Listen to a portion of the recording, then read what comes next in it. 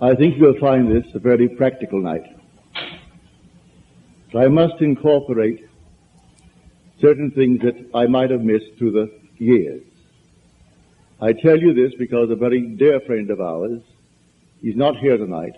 He says, had he known that I was closing on the last lecture night, which is tonight, rather than the last Friday in the month, he would have been here.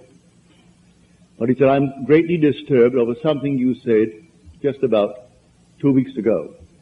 And that is about the ranks, the heavenly ranks. And he said, I will not give up my divine right, my power, to anyone. I will not make others little that I may seem to myself superior. I said, I might have misunderstood you, and I wish you would answer this from your platform, and I will get a tape from someone and hear your answer to my question. For I spoke of the ranks, the spiritual ranks. I will not retract one word. But he failed to see the difference between the individual and the state in which that individual was for that moment. There's a vast difference between states and the immortal you. The immortal man is God. Man is all imagination. And God is man, and exists in us, and we in him. The eternal body of man is the imagination, and that is God himself. God is playing all the parts. God alone acts and is in existing beings or men. There's only one actor in the world. There's only one author, and that is God. And that God of whom I speak is your own wonderful human imagination. That is the operant power in the world. If I speak of your God, the chances are you will think of an existent someone outside of yourself. But if I speak of your imagination, I am certain you will think only of yourself. Well, that is the God of whom I speak, playing all the parts. And the lowest part is the multiple tongues. You're not a linguist, but all speaking our language. 200 million of us find it difficult to understand each other because we are moving towards a prejudice, a superstition, a fixed idea. And so we may say anything, but we have to get through that barrier, even though we are talking the same language, using the same English tongue. So here, let me start with a quote from the 8th chapter of Nehemiah. And they read from the book, from the law of God, with interpretation. And the people understood the reading. They read it with interpretation, and the people understood the reading. Paul claims in his letter, the first letter to the Corinthians, you'll find it in the 14th chapter, I would rather speak 5 words in my mind that I may instruct others than 10,000 words in a tongue. 5 words just to instruct others. Well, that has been my hope since I started teaching back in 1938. To make it so clear that there is no misunderstanding. But let me state it clearly now. The spiritual states of the soul are eternal. You do not change them. You pass through them like a traveler. And you start at the very lowest, the tongues, the confusion of tongues called Babel in Scripture, where we do not understand each other, and so we war over strange confusions. The second one is the administrator, the organizer. He will organize the confused states for personal gain. That is the second. And then Paul goes up for 8. He finds the last one, the apostle. Now, the one who played the part in the very lowest is still the same one who's going to play it when he is called as an apostle and sent to tell the true story. The same being. Do not identify him with the state called the apostle. While he is in it, he is going to play that part. But he is not that. He is the immortal self, which is the same one seated right here in everyone who is here. So the judge and the one that he is judging are both played by the same being, and that being the world calls God. But they do not know he is the only actor in the world. Only one actor. God only acts and is in existing beings or men. You and I, learning how to create, we create states to deliver others forever. But what we can make, we can unmake. So we do not make permanent states. We create a state and take a friend out of what he was expressing and put him into the state that we create for him. So tell me what you want. All right? You named it clearly. It's up to me now to create the state and put you in that state. What would it be like if he were now what I wish he were? Try to persuade myself that you are that being. To the degree that I am self-persuaded that you are, I have put you in that state. And in that state, while I am faithful to it and you are in it, you're going to externalize the contents of that state. But what I made, I can unmake. I cannot unmake the eternal states. These eternal states are all within the human imagination. They culminate in redemption. And redemption is preceded by apostleship. That's when you are called. And the word apostle means one who is sent. So I am finding myself in a state where I'm called. The night I was called back in 1929, I had no idea I had arrived at that state. But here I'm called into the presence of infinite love. And it's man. Having answered his question correctly, that love was the greatest thing in the world, he embraced me and we fused and became one body, one spirit. For he who is united to the Lord becomes one spirit with the Lord. At that moment, it was not enough to be called and to be incorporated into the body of God, but to be sent on a mission. And I did not know that mission until it unfolded itself within me. And it took 30 years. 30 years later, suddenly it erupted within me, and the entire story of Jesus unfolded itself within me, casting me in the central role of the story. And then I knew who I am. Then I knew who the one called Jesus of the story really is. He is the culminating point of God in man. So when man actually completes the journey and comes to the fullness of it all, he discovers he is the one he's been seeking all through his journey. But he comes to that at the very end. So do not let him brag. Do not let him boast that he is an apostle. Apostle is a permanent state. He is infinitely greater than all the states. He created these, and they are permanent within man, within the human imagination. But when he arrives at that state, it's the last of the journey. And then he awakens and he knows who he is. And these experiences gives him the certainty that he is God. He reads now the word that he read when he was a child. And when before he could read it, his mother read it to him. And then he went to school and he read it in school. And when he could read for himself, he picked up the book. He couldn't quite understand it, but he read it. Now he reads it as something entirely different. He knows the book is all about himself. It's not about any being but God. And he's found God within himself, and he is God. But that God of whom I speak is your own wonderful human imagination. Now tonight, to show you how easy this thing is, it's based purely upon motion. The first creative act in Scripture that is recorded, and the Spirit of the Lord moved. He moved.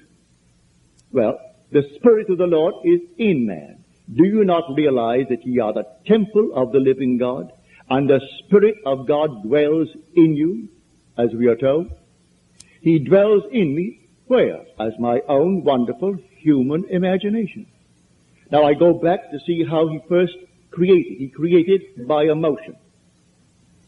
I move from one state into another state. If it is the state desired, then I have a sense of relief when I get into the state desired.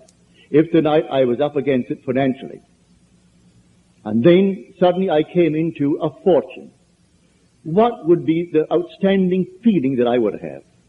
Would it not be relief? So I insist, of all the pleasures that man could ever experience in this world, relief is the most keenly felt. The child is late. You say, be home at 10 o'clock. So 10 o'clock, 11 o'clock, 12 o'clock, and there is no child. You think you are in control. You love her dearly, and you think you're in control. Oh yes, I can control my mind, my imagination is easy. But then comes one, and there is no child. And inwardly you conjure 1,001 things that could happen. And then you hear the little knock on the door, or the key in the door, and she comes through the door. What is your emotion? One of relief. Just one of relief. So of all the pleasures of the world, relief is the most keenly felt. It comes in the creative act. Relief.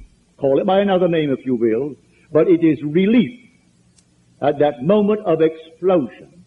But the same thing is true when I move into a state. What would the feeling be like if it were true?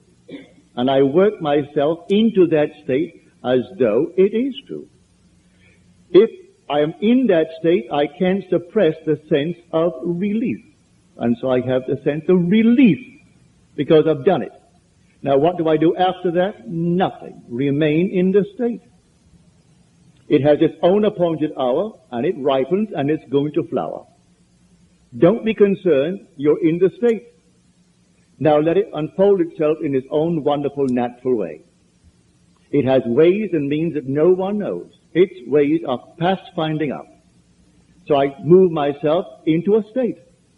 I don't remain in the state that I want to leave behind me and push a button and think something is going to happen. I move. I move from one state into another state. But these states I am creating. I do not consciously move in these spiritual states. They are automatically determined by my journey in this world. So no one can sit down and conjure the spiritual state. If he thinks he is going to, he's only kidding himself. These happen automatically as man, who is God, moves through these eternal spiritual states, and there are 8 completely marked out in the 12th chapter of the book of 1 Corinthians. And you are not going to change them. So I say to my friend, when he hears this, I do not intend to set myself up as someone who is other than you, better than you. I have reached the state called the apostle. I was called and incorporated into the body of the living God. He is a living God. He's not the God of the dead. Nothing dies in God. But nothing. Everything is alive. Today millions went to the cemeteries. They aren't there. That's an organized big business. Completely organized on the fears of people. That's not where anyone goes. You drop now, all right? Maybe they'll put you away tomorrow. Maybe in a week from now. But at that very moment, you are restored to life. In a world just like this. Real just like this. And the unfinished work, you're going to finish it. No one is going to fail because God is the operant power and God is that individual's human imagination. And he's moving towards self-redemption. And he goes through these states, infinite states. But you and I, we're intelligent enough to create a state. So someone comes to you and he says, I do not know exactly what I want, but I don't like what I have. All right, let him tell you what he has. Well, you wouldn't like it either. If you listen carefully, no, I wouldn't like that either. Well, let us reason together. What would you like? Would you like this? Would you like that? And then he comes upon something he would like. Well then, if you are a friend of his, you create a state to deliver your friend from his former state. And so you see him in that state. Well, how do you do it? Bring before your mind's eye your friend. And have your friend with a nice big smile on his face. And have him actually thanking you for what you did for him. Now, the thing has happened yet, but you go beyond the present moment. And you are appropriating now subjectively the objective hope. You hope he will stand before you objectively with a smile on his face, and you hope you're going to hear his words. And the words you're going to hear is, oh, thank you so much. It worked just like a charm. When I saw you the last time, I was up against it. Today, it's simply rolling and rolling in my direction. Everything is perfect. That's what you want to hear for a friend. Well, now you hear that. So if you're hearing that, you move him out of his former state into the state that you have now created for him. Do this, and you cannot fail. So prayer is not petition. Prayer is giving thanks. You don't get on your knees and petition any being outside of yourself. There is no intermediary between yourself and self. You need no priest. You need no so-called healer. You need nothing on the outside. It's all within self. What would the feeling be like if it were true? With that, I catch that feeling, and then I work myself into that state. What would it be like? All right, I know what it would be like. Well, feel it, and keep on feeling it, and keep on feeling it, until all of a sudden, you're relieved. There's a release within you, and then it's done. You can't do it a second time. It's done. So I say, I'm looking at the world from a spot. At every moment in time, I'm always viewing the world from a place. That place could be from a financial position in my world. It could be from a physical position in my world. It could be, you name it. I'm looking from a certain state. And I'm seeing confirmation of that state by what I am seeing. Now, how will I know that I have moved? Well, it's a very simple test to know that I have moved. Unless there is a fixed frame of reference, no one will know that something moved. If I started moving from here to the end of the room, and everything started moving with me at the same time, I have no reference to prove that I have moved. Motion can be detected only by a change of position relative to a fixed object. It must be fixed relative to me, that I may know that I have moved. But all my friends know where I am, who I am, what I am. If I desire a change, my friends, my fixed reference, they should know it. So I don't ask anything of them. I simply assume that I have changed. But if I have changed, then I have a fixed reference, the faces of my friends. Now let me conjure them in my face, in my mind's eye, and let me look at them. Do they see me as a changed person, or are they still seeing the one who would like to be changed? Are they congratulating me on my change? Well, then I've changed. I saw it reflected in their faces. I heard it in their voices. I saw a change on their faces, which change revealed to me that they noticed in me a change. That's what I want. Now, that proves that I moved. Nobody saw me move physically. I'm still seated in the same chair, but I moved. And so, the whole thing is based upon motion. It's a psychological motion. We're living in a world of imagination. And this whole vast outpictured world was first imagined. There isn't a thing you see here that wasn't first imagined. And yet, close as he is, you still can't find him. Why? Why can't I find him as something objective? Because he is the reality I call imagination. I see the fruits of my imaginal acts, but I do not see the actor as I see the outpouring of his activity. For he is the reality I call imagination. So here, the God in you is your own wonderful human imagination. That is God. That's the one, when you completely awaken, you're going to know. That's what man basically is hungering for, the awakening of imagination, which is the awakening of God within it. That is the only God of which the Bible speaks. There is no other God. I will go down to the potter's house. And I went down to the potter's house, as the Lord said to me. And there he was, working at his wheel. And the vessel in his hand was spoiled. But he didn't discard it. He reworked it into another vessel, as it seemed good to the potter to do. Well, that's the 18th chapter of Jeremiah, which word Jeremiah means Jehovah will rise. You'll rise all right. He'll rise in you as you. So, because he is you. There's no one else to awaken but God, and God is your own wonderful human imagination. And the word potter in Hebrew means imagination. It means to determine. That's what the word actually means by definition in Strong's Biblical Concordance. It means the potter, which means imagination. So I go down to imagination's place where he's working at his wheel. What potter? My own imagination. What are you doing, Neville? Well, I'm just spending a few minutes here, there, well, it's spoiled. You will admit what you're doing isn't quite what you want done. Don't discard it, rework it. Rework it into another vessel that it seemed good to you to do. Don't judge from appearances. You think a man, because he's up against it, will be satisfied, say, with X number of dollars? No, don't limit it. Put no limit upon the power of belief. Can you believe that he doesn't have that pressure on him anymore? That he's above it? That is something behind him. Well, put him in that state. It doesn't cost you any more to put him in that state than to put him in a little modified state. You didn't pay anything for it. Come, eat and drink without price. Buy wine, buy milk without money. It didn't cost you a penny to do it, so why modify it? Why make it little for it?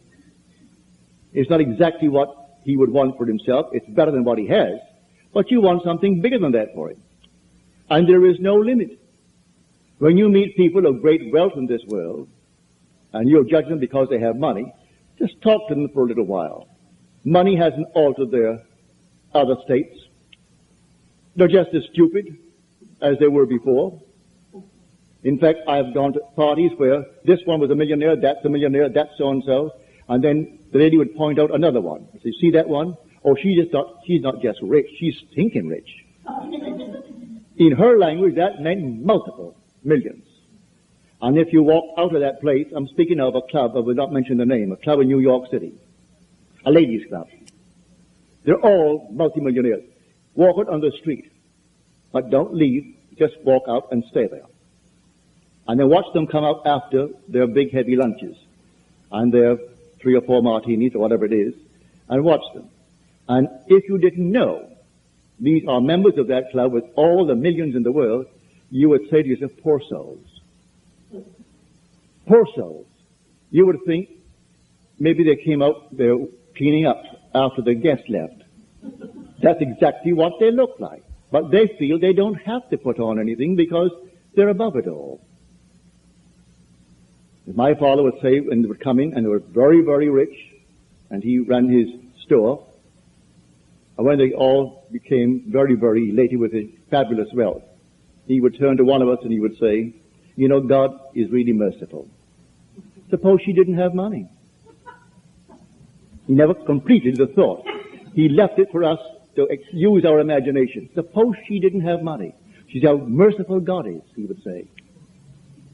And then you go on dwelling upon what your father did not complete. He wanted you to complete it. So I tell you, prayer will be answered. All prayers are answered if you know how to pray. And pray is not begging. You don't petition. You give thanks. Well, you aren't going to give thanks to something that isn't, but you must actually believe in God. As you're told, he who comes to God must first believe that he exists and that he rewards those who seek him. But you must first believe that he exists. Read that in the 11th chapter, the 6th verse of Hebrews. All who will come to God must first believe that he exists. Well, I know he exists. I hope that everyone here knows he does exist. But as Blake said, why stand we here trembling around, calling on God for help, and not ourselves, in whom God dwells? So why turn on the outside to call upon a God when he dwells in me? Well, he dwells in me as my imagination. So I will commune with my own imagination until I am satisfied that it is done. And you get into the habit of feeling that it's done, the feeling of relief, and then you go about your business. And let it take its own course. It will take its course, and it will come out perfectly. So you don't beg anyone, you don't petition anyone, and it has nothing to do with so-called holiness. That is such an abused word. He is a holy man.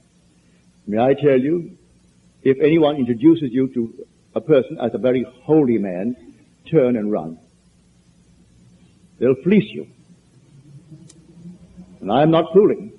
They come over here from India, and you see them on the TV. Next thing you know, they're getting $500 for a special course. And people who have more money than brains, they pay all. Then off to India he goes with his multiple fortunes that he's simply taken from those who aren't given to thinking. So money doesn't care who owns it. So they have it, and so they'll give it out to anyone who is called a holy man. Well, I have had my experience with these so-called holy men. One little fellow, you all know him, you saw him on TV. And some reporter asked him, why do you advertise so much? You're always advertising, building up your own little personality. And Jesus never did. And in the little high-pitched voice of his, he started laughing. He said, that's why it took him so long. Well, I mean, after all, you sit down in your living room and you turn your little set on to listen to that nonsense. But people do it, and they're paid him for it. Now here, may I tell you, you have everything that it takes to be the man, to be the woman that you want to be. Don't pass them up. You have it right here this very night. Know what you want to be. Be definite. When you know exactly what you want to be, don't ask anyone if it's possible. You simply feel that you are it.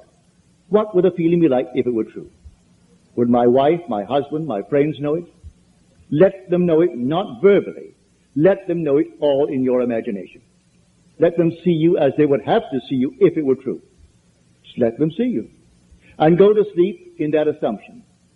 For I know from my own experience that an assumption, though denied by my senses and therefore called by the world false, if persisted in, will harden into facts. That I do know. An assumption, the same simple little assumption. If you will persist in it, it will harden into fact. That is a law. How else would you interpret this statement from the 11th chapter of the book of Mark? Whatever you ask in prayer, believe that you have received it, and you will. How are you going to interpret that? Whatever you ask in prayer, believe that you have received it, and you will. No limit is placed upon the power of belief. It doesn't even say it has to be good for you. It leaves you entirely free to make your choice and take the risk. Because when you reap that state, you're also going to reap the consequences of that state. So, take your choice, but also be willing to take the consequences of the state. And you could go through life just simply knowing they're only states. You see a person in the gutter today, he need not be in the gutter forever. Take him out of the gutter in your mind's eye. Here was a friend of mine, Freedom Barry, that I sent to San Francisco to teach this law. He hasn't had the experience of the promise, so he can't teach the promise. But he teaches the law. Before he opened, he saw a man crossing the street, while he was airing his little dog. The man came over. First of all, he passed nice complimentary thoughts about the dog, which Freedom enjoyed. And then he said, could you let me have a little money? And Freedom said, I'm sorry, but I do not have any money. The man was very nice about it, a gentleman evidently, and he went his way. And Freedom, before he made one step, he remained right there on that sidewalk and saw that man gainfully employed. He said to Freedom he hadn't worked. He was out of work. And Freedom saw him gainfully employed and felt the thrill of his employment. A month later, Freedom is out walking the little dog. And this man crosses the street, comes over to Freedom, and he said, I don't suppose you remember me. And Freedom said, oh, yes, I do. Very well. He said, well, I want to thank you for not giving me money 1 month ago when I asked you. Had you given it to me, I'd be asking you for money today. But I got so mad with myself to be placed in that position to ask a total stranger for money, I went home determined I am going to get a job. He didn't know what Freedom had done, but Freedom did that, which pushed him out of that state of asking for money into a state of earning it. He went out the very next day after he met Freedom and got himself a job that paid well. He said, I'm on the job that I got the day after I asked you for money. I'm still on it, and there is room for growth in that job, and I'm sticking with the job. So again, thank you for not giving me the money. If Freedom had done what most people would do, would have walked away and said, no, I don't have any money for you, or I don't have money, without explaining why. But Freedom did something about it. He put the man in an entirely different state. And having put him in a different state, the man got a job the very next day. So I say to anyone, you can try it. Don't pass the buck and help everyone in this world. You create states to deliver individuals evermore. These are states that you create, and you can drop them. But the other states of which I spoke earlier, the spiritual states of the soul are forever, and no one's going to change them. But to make myself clear, when you are in the final state of the apostle, it doesn't mean you're better than you yourself when you're in that multitude of confusion. For God was playing that as he's playing the state of the apostle. But God is above all states, and you are God. So you're not an apostle forever. You play that, and that's the final part of the journey. And you come out redeemed when you hit that state. And you know that you are the apostle because you're sent. And the apostle is one who is sent. It's only then you know you've been chosen for a definite reason. And you're sent to tell what's going to happen to you. Well, then 30 years later, in my case, it happened to me that I could then speak with authority. I was not quoting anyone. I was not in any way speculating or theorizing. So when I tell you David is the Christ, I speak from authority, from experience, and therefore I speak with authority. When I tell you he is the only Son, which is a resultant state of the journey you made through those eternal spiritual states. And when you hit the last one, you are born. Listen to these words. In the King James Version and Moffat's Version and others that I have at home, it's correctly translated.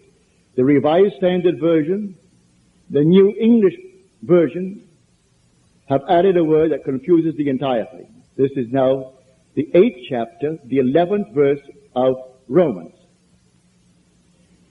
If the Spirit of him who raised Jesus from the dead dwells in us, he will also raise Christ. Two entirely different ones. But if you say also raise Jesus Christ, you're going to confuse the entire thing. So that the King James Version leaves off the word Jesus when it comes to the second raising, which is Christ. And it happens just like that. Jesus comes first. It's the I am of man. That's the Father. He is awakened first. 5 months later, then comes David. 139 days after the Father awakens within the sepulchre. Then comes an explosion 139 days later, and then David stands before you. He is the resultant state. Now, when you read the Bible in the future, and I hope you all will, always bear in mind the characters mentioned there and depicted there are not individuals as you and I are. They are states of consciousness, from Adam to the very end. These are all states of consciousness. So, the names signify the state, if you know the meaning of the name. But do not think when you use the word Abraham, you're speaking of a man. But I speak of Bill. Bill is a man. He's an individual. It says God wearing that mask called Bill. But when I speak of Abraham, that's a state of consciousness. But when you meet these states of consciousness in vision, they are personified. And you see a man, but it is not man as you are man. All these are contained within the human imagination. So when you encounter Abraham, well, you're going to see a man. And you know he's Abraham. When you encounter David, you meet a youth, an eternal youth. But it's a resultant state. You are above all states. You are God. Every being in this world is God, and God is one. Hear, O Israel, the Lord our God, the Lord is one. And never get away from that. That is fundamental. The minute you have two gods, you're going to get confusion. Two will become 4, and 4, 8, and 8, 16, and you get confusion in the world. Only one God. And that God, his name forever and forever, is I am. That's the being. So when you awaken within the sepulchre, you know who awoke. You say, I am. There's no one present, just yourself. And you come out without the help of anyone. And then comes the imagery of Scripture that surrounds you, bearing witness to the truth of the story. But you are cast from then on in the central road. And so everything unfolds within the imagination of man. And that is God. So tonight, as you leave here, go out knowing you have the power and the right to become the man, to become the woman that you want to be, without hurting any person in this world. You don't need to hurt anyone to gain anything in this world. You go out and play your part fully. And let no one pull any rank, for all ranks are only states of consciousness. The king and the one who is amusing him, the court jester, are both played by the same being, and that being is unseen by the two masks, the mask of the king and the mask of the court jester. For behind the mask is God, and God is simply I am. So one plays the part of the court jester, and one plays the part of the king, and we honor the mask and bow before the king. And that court jester may be nearer to apostleship. Do not judge from appearances, as you're told. When they saw this giant of a man stand before him, Samuel thought, well, certainly he is the Lord's chosen. For the Lord said to Samuel, go down to the house of Jesse, for I have chosen one of his sons to be king of Israel. And when the first son came in, he was a majestic creature. And Samuel said to himself, surely he is the Lord's choice. And the Lord said, I have rejected him. The Lord sees not what man sees. Man sees the outward appearance, but the Lord sees the heart. Then he brought the second, and he brought the third. And finally he brought the last, which was David. And David was tending the flocks. Now this is all a story, but you must extract the meaning from that story. So he brings the little one in. He was just a youth. And as he came in, no one thought for one moment he would be the one. And the voice spoke to the prophet Samuel. Rise and anoint him. This is he. And in the midst of his brothers, Samuel anointed him with the holy oil. And then the Spirit of God came upon him mightily from that day forward. Never left it. Therefore he never lost the battle. The victorious one, called David. So in the end, he stands before you. For he played all the battles. You were the Lord of Lords within, but you didn't know it. And he is the Father's only Son. And then he stands before you, and he is your son. And then only do you know you are God the Father. You gain all the assurance that you need when you see David. For he is God's son, and he is your son, therefore you must be God. And that's the story. Now, this being our last night, suppose we go into the silence and give you ample time for questions if you have any.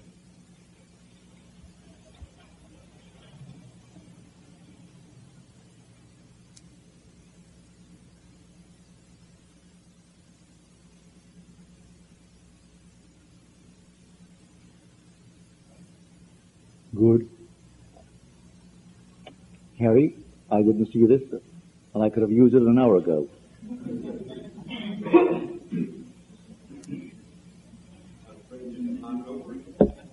I didn't see it.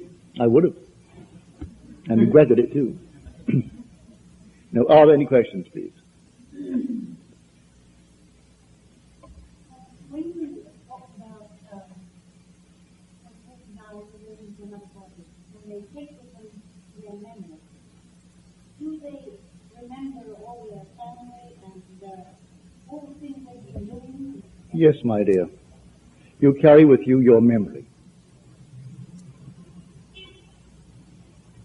Even though the body is now, well, those that I've seen, and I've seen so many, including my parents, say that my mother died back in 1941. It was just about a month before Pearl Harbor. I was in New York City then. I just returned from Barbados, where I spent 3 weeks with her. And it was a terminal case of cancer. So I came back. I was sitting in my living room. The mother comes before me. And she was a girl, beautiful blonde, as she was, as a young woman, blonde, blue-eyed. And mother is before me, sitting under an arbor. She was passionately fond of flowers and a beautiful garden. She's under this arbor brushing her hair, but she wouldn't talk to me. And then I sat and I wrote my sister a letter saying, I've just seen mother. And mother is a most beautiful young woman of 20 years of age. And I took that to mean that she had recovered. But that was the very moment that my mother departed the world. But when I got my sister's letter that came back to tell me, that was the hour, allowing the difference in time between New York and Barbados. And that was exactly when mother closed her eye, and that was it. But she instantly appeared to me in New York City, 2,000 miles away, not as the old person. She was only 61 when she died, but she looked much older because she was in such pain for the longest while. Mother must have looked, well, you can't name it. It was so old, and she lost so much weight. She was a little tiny shrunken thing when mother was not given that way. But I saw her at 20. My brother Lawrence, who died at 62 or 63, he was going on 63. When I saw Lawrence, he was about 21, 22. My father, same thing. Jack Butler, who was my secretary, when he dropped dead at the age of 50. When I met him 8 months later, Jack was about 21, 22. So I can only tell you what I see. They all are restored. They aren't little babies. They're restored with intelligence, and they know who they are. They know who you are. And many of them don't even know that they died. Totally unaware of it. The majority don't know it because they haven't died. Like Jack, when I said, well, Jack, you know, you died. I went to your funeral. So you're crazy. I die, but I'm not dead. I said, yes, you die, but you're not dead. Well, how? That doesn't make sense, does it? Well, you know, there are states of consciousness in which visionary men are accounted madmen. And so I've been accused of being mad, being insane, but I can't help it. I see these things and I tell you exactly what happened to me. But there are certain states in which all visionary men are accounted madmen.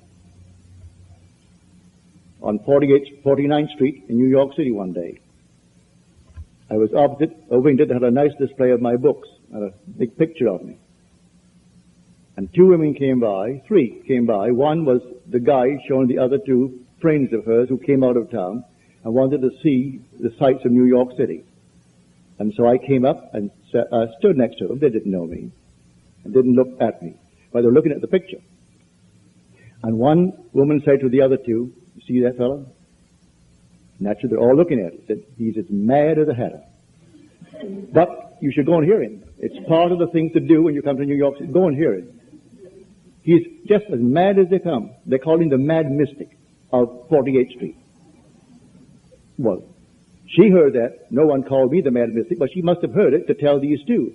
I'm called the mad mystic of 48th Street.